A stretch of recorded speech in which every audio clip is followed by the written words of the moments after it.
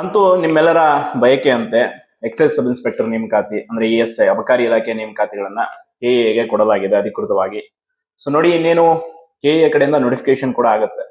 ತುಂಬಾ ದಿನ ಏನು ವೇಟ್ ಮಾಡೋ ಅವಶ್ಯಕತೆ ಇಲ್ಲ. ಯಾಕಂದ್ರೆ KPSC ಅವರಾಗಿದ್ರೆ ನಿಮ್ಗೆ ಗೊತ್ತಿದೆ ಅವರ ಪರಿಸ್ಥಿತಿ ಹೆಂಗಿದೆ, ಅವ್ರ ನಡುವೆ ಏನೇನ್ ನಡೀತಾ ಇದೆ, ಅವರೊಳಗಡೆನೆ ಕಿತ್ತಾಡ್ಕೊಂಡು ಅವರು ತಮ್ಮ ಜವಾಬ್ದಾರಿಗಳನ್ನೇ ಮರೆತು ಬಿಟ್ಟಿದ್ದಾರೆ.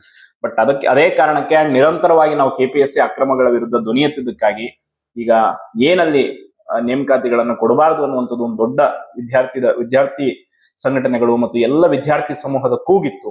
ಸೊ ಅದಕ್ಕೆ ಸ್ಪಂದಿಸಿ ಈಗ ಎಕ್ಸೈಸ್ ಸಬ್ ಇನ್ಸ್ಪೆಕ್ಟರ್ ನೇಮಕಾತಿ ಮತ್ತು ಎಕ್ಸೈಸ್ ಗಾರ್ಡ್ ನೇಮಕಾತಿಯನ್ನ ಈಗ KA ಅವರಿಗೆ ಕೊಟ್ಟಿದ್ದಾರೆ. ಬಟ್ ಅಂತಂದ್ರೆ C&R ರೂಲ್ಸ್ ಅಲ್ಲಿ ಒಂದು ಬದಲಾವಣೆ ಆಗಿದೆ. ಏನು ಅಂದ್ರೆ ಪಠ್ಯಕ್ರಮ. ಈ ಹಿಂದೆ ಎಕ್ಸೈಸ್ ಸಬ್ ಇನ್ಸ್ಪೆಕ್ಟರ್ ನೇಮಕಾತಿ ಪರೀಕ್ಷೆ ಬರೀಬೇಕಾದಂತವ್ರು GK ಪೇಪರ್ ಬರೀಬೇಕಾಗಿತ್ತು. ಆಮೇಲೆ ಪ್ರಬಂಧ ಮತ್ತು ಭಾಷಾಂತರದೆಲ್ಲ ಇರ್ತಾ ಇತ್ತು. ಬಟ್ ಈಗ ಅಲ್ಲಿ ಏನಂತಂದ್ರೆ ಒಂದೇ ಪೇಪರ್, ಓನ್ಲಿ ಒಂದು GK ಪೇಪರ್ ನಷ್ಟೇ ಇಡಲಾಗಿದೆ. ಅದು 2 ಗಂಟೆ ಅವಧಿಗೆ ಒಂದು ಪೇಪರ್. ಸೊ ನೀವು ಅದ್ರ ಜೊತೆ ದೈಹಿಕ ಪರೀಕ್ಷೆ ಕೂಡ ಇರುತ್ತೆ. ಹಂಗಾಗಿ ಈಗ ಇದು ಒಂದ್ ರೀತಿ ಕೆಲವರಿಗೆ ವರ ಅನ್ಸಿದ್ರೆ ಕೆಲವರಿಗೆ ಶಾಪ ಅನ್ಸ್ಬೋದು. ನೋಡಿ, ಈ ಸ್ಪರ್ಧಾತ್ಮಕ ಪರೀಕ್ಷೆ ವಲಯದಲ್ಲಿ ಇರುವಂತ ವಿಷಯಗಳೇ ಹಿಂಗೆ. ಕೆಲವರಿಗೆ ಅದು ಈಗ ಮಾಡಿರುವಂತ ರೂಲಿಂದ ಕೆಲವರಿಗೆ ಖುಷಿ ಆಗ್ಬೋದು, ಅದು ಕೆಲವರಿಗೆ ಗುಡ್ ಅನ್ಸ್ಬೋದು, ಇನ್ ಕೆಲವರಿಗೆ ಒಪಿನಿಯನ್ ಕೇಳೋಕೆ ಅಲ್ಲಿ ಯಾರು ಕೂಡ ಇರಲ್ಲ. ಸೊ ಅವರು ಕಾಲಕ್ಕನುಸಾರವಾಗಿ ಬದಲಾವಣೆಗಳನ್ನ ಮಾಡ್ಕೊಂಡು ಹೋಗ್ತಾ ಇರ್ತಾರೆ. ಸೊ ನಾವು ಅದನ್ನ ಎಕ್ಸೆಪ್ಟ್ ಮಾಡ್ಲೇಬೇಕು, ಬೇರೆ ಅನಿವಾರ್ಯತೆ ಇಲ್ಲ. ಯಾಕಂದ್ರೆ ಈ KPSC ಏನಾದ್ರು ಕೊಟ್ಟಿದ್ರು ಈ ನೇಮಕಾತಿ ಅಂತಂದ್ರೆ ಅದೇನೋ ಅಂತಾರಲ್ಲ, ಇರೋಬರ ಹುದ್ದೆಗಳನ್ನೆಲ್ಲ ಮಾರಾಟ ಮಾಡ್ಕೊಂಡು ಏನು ಸಿಗದಂಗ್ ಮಾಡ್ಬಿಡೋರು. ಅಟ್ಲೀಸ್ಟ್ KEಯಲ್ಲಿ ಪ್ರಸನ್ನ ಕುಮಾರ್ ಸರ್ ಇರೋವರೆಗೂ ಒಂದು ಪಾರದರ್ಶಕತೆ ಅನ್ನೋದಿದೆ.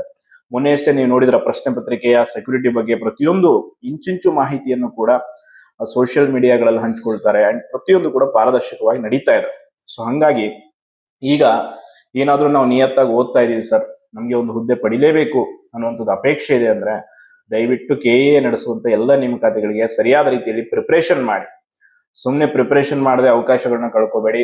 ಅಂಡ್ ನಿಮ್ಮ ಒಂದು OMR ನಿಮ್ಗೆ ಸಿಗುತ್ತೆ, ನೀವೆಷ್ಟು ಮಾರ್ಕ್ಸ್ ತೆಗೆದುಕೊಂಡಿದ್ದೀರಾ ಅನ್ನೋದು ತಿಳಿಯುತ್ತೆ, ಪ್ರತಿಯೊಂದು ನಿಮಗೆ ಮಾಹಿತಿ ಇರುತ್ತೆ. ಎಲ್ಲದಕ್ಕಿಂತ ಹೆಚ್ಚಾಗಿ ಪಾರದರ್ಶಕವಾಗಿ ನೇಮಕಾತಿಗಳಾಗುತ್ತೆ. ಸೊ ಅದಕ್ಕೆ ನೀವು ಖುಷಿ ಪಡಬೇಕು. ಈಗ ಯಾರ್ಯಾರೆಲ್ಲ ನೋಡಿ ಅಬಕಾರಿ ಇಲಾಖೆ ನೇಮಕಾತಿಗೆ ಓದ್ತಾ ಇದ್ದೀರಾ, ಸೊ ನಿಮ್ಮ ಪ್ರಿಪರೇಷನ್ ಅನ್ನ ಇನ್ನಷ್ಟು ಹೆಚ್ಚಿಗೆ ಮಾಡ್ಕೊಳ್ಳಿ. ದೈಹಿಕ ಪರೀಕ್ಷೆ ಸಿದ್ಧತೆಯನ್ನು ಕೂಡ ಅಷ್ಟೇ, ಅದನ್ನು ಕೂಡ ಚೆನ್ನಾಗಿ ಪ್ರಿಪೇರ್ ಆಗಿ. ಯಾಕೆ ಅಂತಂದ್ರೆ ಯಾವ ಕ್ಷಣದಲ್ಲಾದರೂ ನೋಟಿಫಿಕೇಶನ್ ಅನ್ನ ಮಾಡಬಹುದು KE ಅವರು. ಈಗ ಆಲ್ರೆಡಿ ನಿಮ್ಗೆ ಗೊತ್ತಿದೆ, ಫಸ್ಟ್ ಫೇಸ್ ಅಲ್ಲಿ ತುಂಬಾ ನೋಟಿಫಿಕೇಶನ್ಸ್ ಆಗಿದೆ. ಈಗ ಜುಲೈ ಮಂತು, ಇನ್ನೇನು ಆಗಸ್ಟ್ ಸೆಪ್ಟೆಂಬರ್ಗೆಲ್ಲ ಅನ್ನೋಷ್ಟರಲ್ಲಿ ಇನ್ನೂ ಬಹಳಷ್ಟು ನೇಮಕಾತಿಗಳು KE ಕಡೆಯಿಂದ ಹೊರಬೀಳಲಿವೆ. ಸೊ ದಯವಿಟ್ಟು ಪ್ರಿಪೇರ್ ಆಗಿ. ಬಟ್ ಈ C&R ರೂಲ್ಸ್ ಬಗ್ಗೆ ಕೂಡ ನಿಮ್ಮ ಅಭಿಪ್ರಾಯ ಏನು ಅಂತ ತಿಳಿಸಿ. ಕೆಲವರು ಹೇಳ್ತಾ ಇದ್ರಿ ಇಲ್ಲ ಪೇಪರ್ 2 ಇರಬೇಕಿತ್ತು ಹಂಗೆ ಅಂತ. ಬಟ್ ನೋಡಿ, ಏನು ಈಗ ಕೊಟ್ಟಿದ್ದಾರೆ ಅದು ಒಂದ್ ರೀತಿ ಗುಡ್ಡೆ.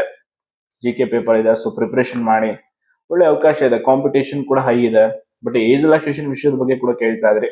ಸೊ ಅದನ್ನು ಕೂಡ ನಾನು ಕ್ಲಾರಿಟಿ ಕೊಡ್ತೀನಿ. ಒಟ್ಟಾರೆಯಾಗಿ ಈ ಎಲ್ಲ ಒಂದು ಬೆಳವಣಿಗೆಗಳು ನಿನ್ನೆ ನಡೆದಿರುವಂತದ್ದು. ಈಗ KE ಮೇಲಿರುವಂತ ನಂಬಿಕೆಯಿಂದ ಬಹಳಷ್ಟು ಇಲಾಖೆಗಳು ತಮ್ಮ ನೇಮಕಾತಿಗಳನ್ನ KEಗೆ ವರ್ಗಾವಣೆ ಮಾಡ್ತಾ ಇದೆ. ಸೊ ಅದರ ಜೊತೆಗೆ land surveyor, next motor vehicle inspector ಕೂಡ KE ಅವರಿಗೆ ಕೊಡಬೇಕು ಅನ್ನೋಂಥದ್ದು ಬೇಡಿಕೆ ಇದೆ. ನೋಡೋಣ, ಅದು ಕೂಡ ಕೊಡ್ತಾರೆ, ಸಾಧ್ಯತೆಗಳು ಹೆಚ್ಚಿದೆ.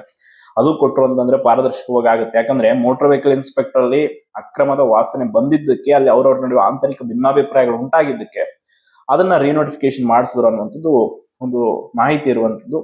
ಬಟ್ ನೋಡ್ಬೇಕು ಅದನ್ನ ಯಾವ ರೀತಿ ಏನು ಮಾಡಿದ್ರು, ಯಾಕೆ ಏನಾಯ್ತು ಅನ್ನುವಂಥದ್ದು ಸ್ಪಷ್ಟವಾದ ಚಿತ್ರಣ ನಿಮ್ ಕಣ್ ಮುಂದೆ ಗೊತ್ತಾಗುತ್ತೆ. ಸೊ ಅದನ್ನ ಬಿಟ್ಟು ಈಗ ಈ ಕಡೆ ಅಬಕಾರಿ ಇಲಾಖೆ ನೇಮಕಾತಿ, ಉಳಿದಂತೆ SDFDA ಸಾವಿರಾರು ಹುದ್ದೆಗಳಿದೆ. ಸೊ ಅದನ್ನು ಕೂಡ KE ಕೊಡ್ತಾರ ಅನ್ನುವಂಥದ್ದು ಈಗ ನಿಮ್ಮ ಪ್ರಶ್ನೆ ಇದೆ. ಸೊ ನೋಡ್ಬೇಕು, ಅದು ಕೂಡ ಆಲ್ಮೋಸ್ಟ್ ಸಾಧ್ಯತೆ ಇದೆ. ಬಟ್ KPSC ಇಂದ KE ಬಂತು SDFDA ಅಂದ್ರೆ ಪೇಪರ್ 2 ಏನಿತ್ತಲ್ಲ ಮೊದಲು KPSC ನೀವು SDFDA ಬರೀಬೇಕಾದ್ರೆ ಪೇಪರ್ 2 ಅಲ್ಲಿ ಒಂದು ಸ್ಪೆಸಿಫಿಕ್ ಅಂದ್ರೆ ಮೀನ್ಸ್ ಒಂದು Kannada full complete paper 2 Kannada grammar ಇರ್ತಿತ್ತು ಅಥವಾ ಇಂಗ್ಲಿಷ್ ಇರ್ತಿತ್ತು. ಅದು ಇಲ್ಲಿಗೆ ಬಂತು ಅಂದ್ರೆ ಕಮ್ಯುನಿಕೇಶನ್ ಪೇಪರ್ ಆಗುತ್ತೆ. ಸೊ ಅದ್ರ ಬಗ್ಗೆ ಸ್ವಲ್ಪ ಕೆಲವರಿಗೆ ಅಸಮಾಧಾನ ಇದೆ. ಅಂದ್ರೆ ನಾವು ಇಷ್ಟು ದಿನ ಸ್ಪೆಸಿಫಿಕ್ ಆಗಿ ಅದಕ್ಕೆ ಅಂತಾನೆ ಓದ್ತಾ ಇದ್ದೀವಿ ಹಂಗೆ ಅಂತ. ಬಟ್ ನೋಡ್ಬೇಕು, ಇಲ್ಲ ಸುಮ್ನೆ ಅಲ್ಲಿ ಹೋಗಿ 1000 ಹುದ್ದೆಯಲ್ಲಿ ನಿಮ್ಗೆ ಸಿಗೋದೇ ನಾಳೆ 200 ಹುದ್ದೆ ಅಷ್ಟೇ, 800 ಪೋಸ್ಟ್ ಮಾಡ್ಕೊಂಡ್ಬಿಡ್ತಾರ ಅವ್ರು ಅಂತ ತಲೆಗೆ. ಈ ಮೊದಲೇ ಒಳಗಡೆ ಬಹಳಷ್ಟು ಸಂಘರ್ಷಗಳಿದೆ ಆಂತರಿಕವಾಗಿ. ಅವ್ರು ಇನ್ನೇನು ಕೆಲವರು ನಿವೃತ್ತಿ ಹಂತವನ್ನು ತಲುಪಿದ್ದಾರೆ.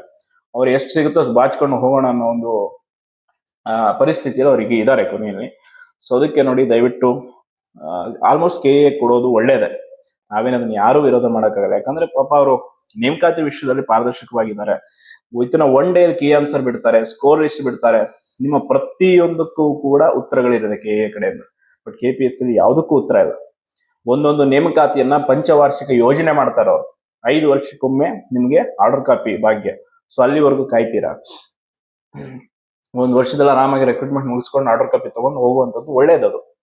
ಸೊ ನೋಡ, upcoming motor vehicle inspector land surveyor ಕೂಡ KA ಕೊಡಬೇಕು ಅಂತ ಹೇಳಿ ಒತ್ತಡವನ್ನು ಹಾಕುವಂತ ಕೆಲಸವನ್ನ ಮಾಡೋಣ.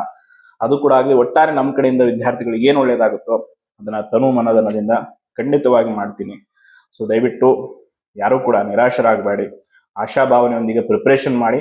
ಒಳ್ಳೇದಾಗ್ಲಿ. ಧನ್ಯವಾದಗಳು.